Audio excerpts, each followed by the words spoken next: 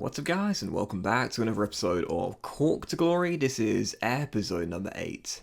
And we start today's episode by seeing the transfer window has officially closed as we ended January in the last episode, and also an academy update for the 1st of February as well. I released Cole from my academy, 64 to 68 potential. It's probably one of the higher potentials we have at the Cork team, but of course it's not enough for the future, as we know, as we have long-term ambitions with our Irish side.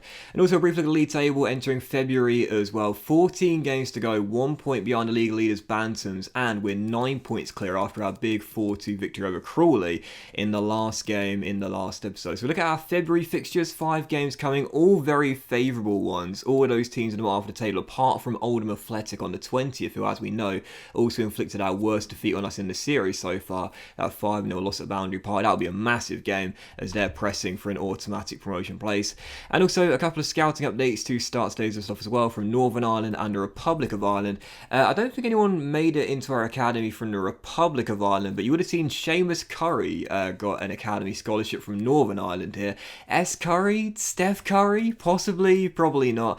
But yeah, a brief look at our scout from Ireland as well. I almost gave this guy a scholarship but decided against it. I'm being a bit more selective, as you guys know now, for who gets an academy scholarship here. But Curry, I quite like him to be fair. 71 sprint speed. He's got, I think, 39 long shots, so that's kind of gutting, you know. When I saw S. Curry, I was thinking, I hope he's got like 60 long shots, you know. I can train him up to distance specialist, limitless range, Steph Curry, the football version, but unfortunately not. Regardless, he'll get a pro deal today. And you know, the Northern Irish Steph Curry's Northern Irish cousin, he'll get a pro deal today. And whilst the long shot rating's not great, his potential could be alright.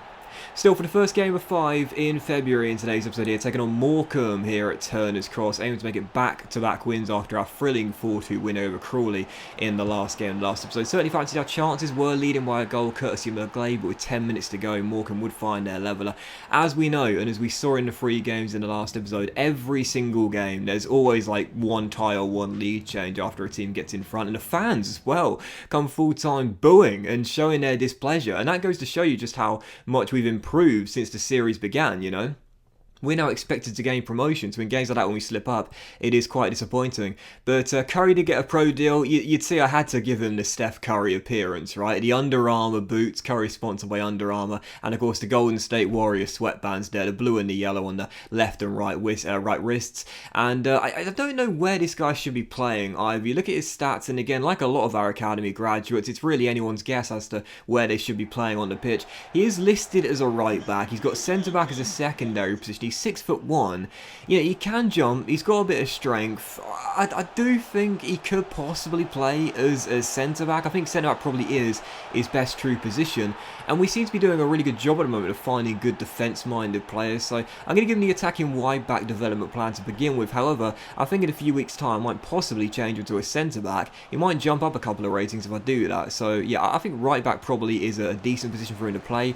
But I think he might well be a centre back in this team, and I might look to change him in the near future as Steph Curry's Northern Irish cousin gets a pro deal today. But still, for the second of 5 games today, Cheltenham Town here at Turner's Cross aims to get back to winning ways, and oh my goodness, referees of League 2, get in the bin. How was that a penalty? Amazing last-ditch tackle by Leo Yates. Referee gives a spot kick. Leo gets a booking for his troubles as well, and May equalises from the spot as Cheltenham find their leveller. Never a penalty. Shocking decision. Yes, Yates got a lot of the man, but he got the ball and ordered the ball before he clipped the man. So poor decision there. Cheltenham back on level terms, but 8 minutes later, looking for a winning goal to get back in front, Coleman finds Galvin, and Galvin fires it in. That is revenge and redemption. That penalty was a shocking decision. We've had a couple of poor refereeing decisions go against us this season. I'm telling you, there's a conspiracy here in League 2. The Football League, the FA, they don't want to see the Irish team go up to League 1, but Galvin wins it with 5 minutes to go as I console the man I used to be as we get a big 2-1 victory and return to winning ways, and deservedly so as well. That penalty decision was absolutely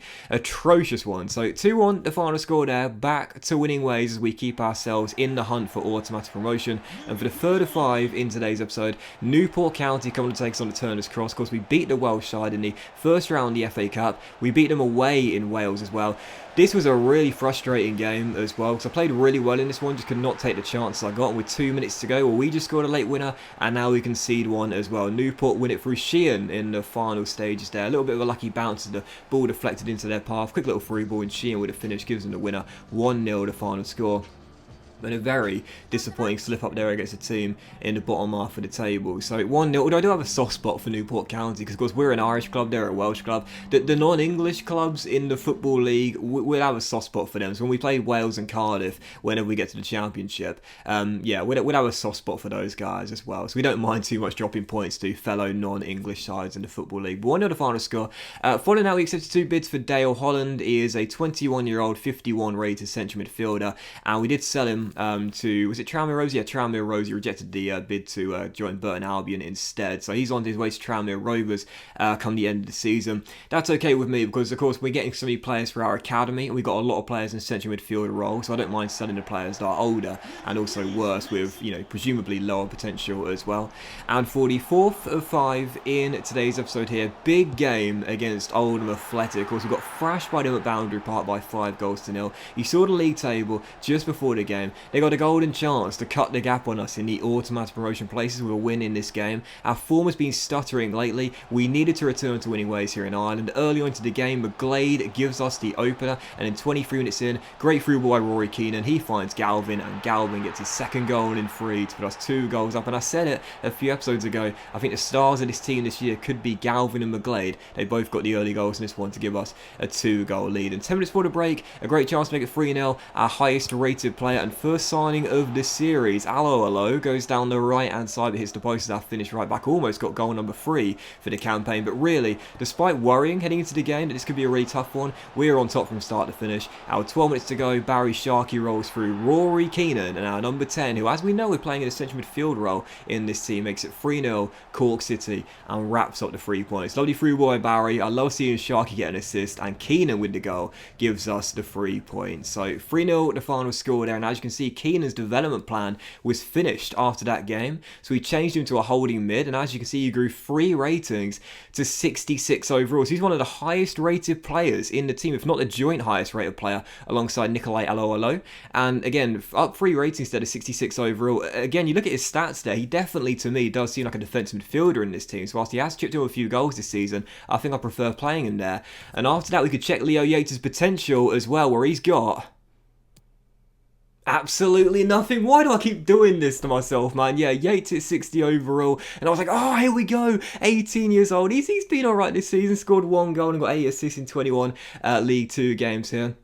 He's grown 5 ratings to 60 overall. As we know, he started off as a right back, but he is a centre back at 6'5", as we know. I don't know why I keep getting my hopes up, man. It's like when I'm starting to date someone. Why do I get my hopes up? You know it's going to end in tears. It always does. The quest for my soulmate goes on, and the quest for a player with showing great potential in this Cork City team also goes on. Leo Yates shows no potential whatsoever. But again, as I mentioned when we saw Sharkey had no potential too, it's not a surprise, and it is to be expected with the calibre of scouts we've got. It's disappointing, don't get me wrong, but it's to be expected.